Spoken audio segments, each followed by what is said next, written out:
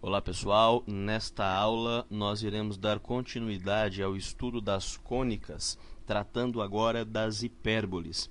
É importante que as duas aulas anteriores sobre parábolas e elipses já tenham sido assistidas, pois algum equacionamento desta aula agora será reduzido em função daquilo que já foi visto anteriormente. Apenas para recordar a constituição de uma hipérbole, nós temos aqui a figura que mostra que ela é feita a partir de uma cônica sendo seccionada nas suas duas folhas por um plano. E a sua definição diz o seguinte: hipérbole é o conjunto de todos os pontos de um plano cuja diferença das distâncias a dois pontos fixos é constante. Então, sempre que nós tivermos pontos que representem um valor constante mediante a diferença deste primeiro segmento para este segundo segmento, a união destes pontos irá traçar a nossa curva hiperbólica. Então, nós podemos dizer o seguinte: consideremos no plano dois pontos F1 e F2, tal que a distância entre F1 e F2 é 2C, e a diferença dos dois segmentos que geram os pontos da hipérbole é 2A. Portanto, nós temos o seguinte: a distância entre os dois focos, por definição, é 2C, e a diferença entre os dois segmentos é 2A. Vejam só, vamos analisar a situação em que o ponto desejado é exatamente este aqui. Neste momento, nós teremos o primeiro segmento com esta distância e o segundo segmento com esta distância. Assim fica fácil visualizar que a diferença entre eles é exatamente aquilo que nós chamamos de 2A. O fato é que esta diferença ela é constante, pois na medida em que o comprimento de um segmento se altera para os pontos da hipérbole, o outro também. Isto nos permite escrever a seguinte definição: o módulo da distância entre um ponto P até F1 menos a distância entre um ponto P até F2 será sempre 2A. Bom, agora vamos ver como traçar uma hipérbole. A primeira coisa a se fazer é definir os focos F1 e F2, assim como o seu centro, que é dado pela letra C. E traçar uma circunferência que tem raio C, ou seja, metade da distância entre os dois focos. Nós iremos também definir um valor arbitrário para a distância A e, com isto, marcar os vértices da nossa hipérbole, que aqui são chamados de A1 e de A2. A partir destes vértices, traçaremos retas perpendiculares de modo a encontrar a circunferência que foi desenhada. Com isto, nós podemos fazer um retângulo dentro desta circunferência e traçar as diagonais deste retângulo, gerando as retas, que aqui foram chamadas de R e S. Estas retas são as assíntotas de uma hipérbole que passa pelos vértices e, na medida em que ela tende ao infinito, ela tangencia estas assíntotas. Podemos observar ainda que aqui dentro dessa figura nós podemos constituir um triângulo retângulo de onde pode ser extraída a relação c² igual a a² mais b², que nos será muito útil mais adiante. E com isto, nós podemos também definir os elementos importantes da hipérbole, que são distância focal, distância 2C entre os focos, o centro, que é o ponto médio C do segmento F1 e F2, o eixo real, que é o segmento A1, A2 e tem comprimento 2A, como já visto, o eixo imaginário, segmento B1, B2 e comprimento 2B, é esse eixo aqui vertical dentro do retângulo da nossa figura, os vértices já declarados como A1 e A2, e a excentricidade, que é dada por C sobre A, sendo que ela assume valores maiores do que 1. Encontremos então as equações reduzidas para a hipérbole. Vamos considerá-la tendo como centro o ponto 0, 0. Dois são os possíveis casos. Primeiro, quando o eixo real da hipérbole está sobre o eixo dos x. Então, seja P um ponto de coordenadas x e y pertencente a esta hipérbole que possui focos f1 de coordenadas -c e 0 e f2 de coordenadas c e 0. Pela definição vista anteriormente, nós podemos escrever que o módulo da distância de P a F1 menos a distância de P a F2 é igual a 2A.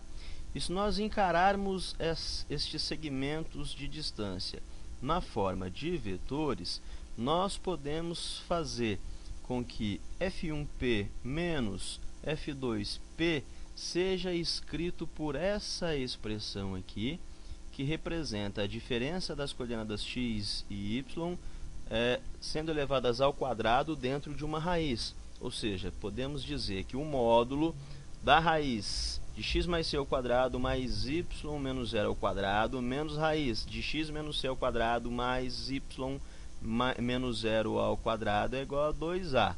Se nós realizarmos aqui toda a manipulação algébrica pertinente, análoga àquela que foi realizada na aula sobre elipse, e considerando essa relação aqui que nós vimos no slide anterior, de c quadrado igual a a quadrado mais b quadrado, nós iremos encontrar exatamente a equação reduzida da hipérbole para o primeiro caso, que nos diz x quadrado sobre a quadrado menos y quadrado sobre b quadrado é igual a 1. Para o segundo caso, que é quando o eixo real está sobre o eixo dos y, também se for feito um procedimento análogo àquele requerido para o primeiro caso, nós iremos encontrar a equação reduzida pertinente, que é y quadrado sobre a quadrado menos x quadrado sobre b quadrado igual a 1. Observem aqui que entre as duas a diferença é que o x e o y trocaram de lugar. Façamos um exemplo. Vamos determinar a medida dos semi-eixos, o gráfico, os vértices, os focos e a excentricidade da hipérbole x quadrado menos 4y quadrado mais 16 igual a 0.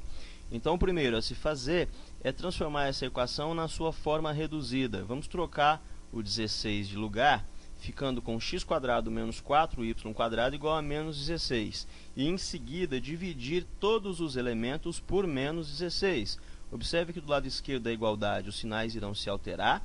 E nós ficaremos com y quadrado sobre 4 menos x quadrado sobre 16 igual a 1. Por notar que esse y quadrado aqui é o elemento positivo, nós já podemos deduzir que a hipérbole tem eixo real sobre OY. E, olhando os denominadores da equação, percebemos também que a quadrado vale 4, ou seja, o a vale 2, e b quadrado vale 16, b vale 4. De posse destas informações, nós podemos já delimitar os vértices e também o eixo imaginário, que permite constituir um retângulo e traçar as suas assíntotas. A partir de então, se pode construir aquilo que seria um esboço da hipérbole desejada. Os vértices, como já observado, são dados pelas coordenadas 0 e menos 2 e 0 e 2. Para encontrar os focos, nós precisamos conhecer C, que é dado por aquela expressão conhecida, c quadrado é igual a quadrado mais b quadrado. Substituindo os valores, c quadrado é 4 mais 16. Isso implica em c ser igual a raiz de 20 ou 2 raiz de 5. Então, os focos F1 e F2 podem ser escritos contendo coordenadas 0 e menos 2 raiz de 5 e 0 e mais 2 raiz de 5. A excentricidade, por sua vez, é a razão de c por a, ou seja, 2 raiz de 5 por 2, que resulta em raiz de 5. Temos também as outras formas de equação da hipérbole, quando o centro da hipérbole não é 0, 0 no sistema cartesiano.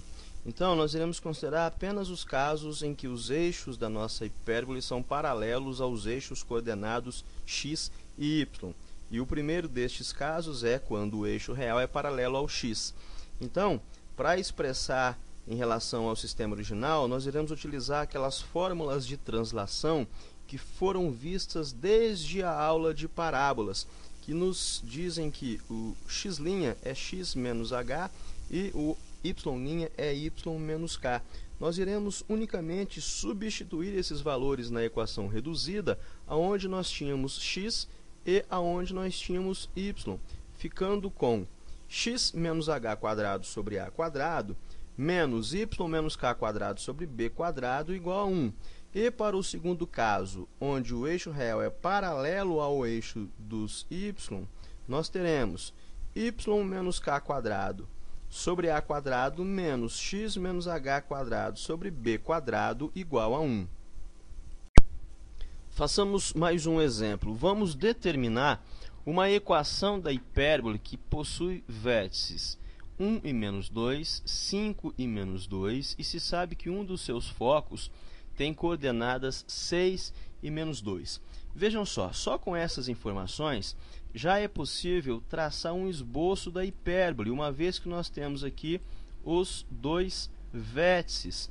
E nós podemos observar que o seu eixo real é paralelo ao eixo x e o seu centro não está na origem 0, 0.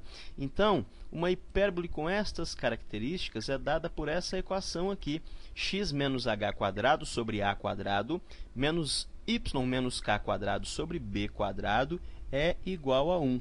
Olhando para o esboço que nós fizemos, o centro é o ponto médio entre os vértices. O ponto médio entre os vértices é dado pelas coordenadas 3 e menos 2, ou seja, h e k. É imediato também observar que A é dado pela distância entre o centro e o vértice. Então, o A tem esse tamanho aqui, ou seja, 2. E o C é dado pela distância entre o centro e o foco. Nós conhecemos o foco que tem coordenadas 6 e menos 2. Então, o C é dado por essa distância aqui, que é 3. Olhando para aquela relação que nós conhecemos, c quadrado é igual a quadrado mais b quadrado, e substituindo os valores que já foram encontrados, nós temos que 9 é igual a 4 mais b quadrado, de onde temos que b quadrado vale 5. Ora, de posse de todas essas informações, já nos é possível escrever a equação da hipérbole, substituindo os valores de a, de b, de h e de k. Então, nós teremos que x menos 3 quadrado sobre 4 menos y mais 2 quadrado sobre 5 é igual a 1. Esta é a equação reduzida para a hipérbole que nós temos no nosso exemplo.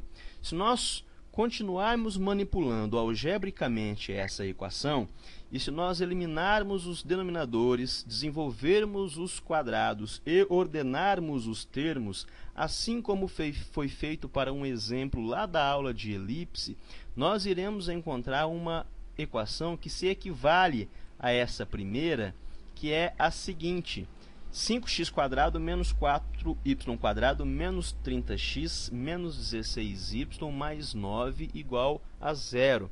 Esta equação igualada a 0 é uma equação geral para esta mesma hipérbole. Então, nós podemos dizer que qualquer hipérbole cujos eixos estejam sobre os eixos coordenados ou que eles sejam paralelos a eles, sempre pode ser representada também por uma equação geral que tem esse formato aqui, ó, ax² mais by² mais cx mais dy mais f igual a 0, sendo que a e b sempre apresentarão sinais contrários. Por fim, nós iremos determinar as equações paramétricas da hipérbole. Então, consideremos a hipérbole de equação x² sobre a² menos y² sobre b² igual a 1, que é a equação reduzida de uma hipérbole que tem o seu eixo real sobre o x. Nós podemos escrevê-la colocando os elementos entre parênteses com o expoente 2 do lado de fora. Então, x sobre a, entre parênteses, ao quadrado, menos y sobre b, entre parênteses, ao quadrado, igual a 1, é uma equação que se equivale à primeira. Isso significa dizer que o x sobre a e o y sobre b são números reais cuja diferença dos seus quadrados é sempre 1. Olha, nós vamos agora recordar de algumas relações trigonométricas que já nos são conhecidas. Então, se nós pegarmos a identidade seno quadrado de θ mais cosseno quadrado de θ igual a 1 e dividirmos todos os membros por cosseno quadrado de θ, nós iremos obter o seguinte, ó, seno quadrado de θ sobre cosseno quadrado de θ, o elemento cosseno quadrado de θ dividido por cosseno quadrado de θ vira 1, é igual a 1 que divide cosseno quadrado de θ. Vamos fazer a mesma coisa que fizemos lá na primeira linha, colocar entre parênteses e deixar o expoente 2. Então, seno de θ sobre cosseno de θ entre parênteses ao quadrado mais 1 é igual a 1 sobre cosseno de θ entre parênteses ao quadrado. Nós conhecemos também as relações que nos dizem o seguinte: seno de θ sobre cosseno de θ é o mesmo que tangente de θ, e 1 sobre cosseno de θ é o mesmo que a secante de θ. Então, nós iremos substituir esses valores na nossa última equação, a começar deste último aqui, ó. Onde era 1 sobre cosseno de θ, vira secante de θ ao quadrado, porque nós tínhamos ao quadrado entre parênteses. Este elemento vai trocar de lado da igualdade com o sinal negativo. Como era seno de θ sobre cosseno de θ ao quadrado, vai virar tangente quadrado de θ, igual a 1, que já estava na equação. Então, nós podemos considerar que x sobre a é igual a secante de θ, com base lá na expressão da primeira linha. E y sobre b é igual a tangente de θ, podendo daí isolar as variáveis x e y de modo a encontrar as equações paramétricas, que são x igual a secante de θ e y igual a b tangente de θ. Eu observo apenas que, para o caso da calculadora científica não possuir a secante, ela equivale ao inverso do cosseno. E as outras situações são quando o eixo real está sobre o y. As equações paramétricas se tornam x é igual a b tangente de θ e y igual a secante de θ. E quando é necessário aplicar a translação dos eixos, considerando eixos reais paralelos ao x ou ao y, respectivamente, a gente tem x é igual a h mais a secante de θ e y é igual a k mais b tangente de θ. E x é igual a h mais b tangente de θ e y é igual a k mais a secante de θ.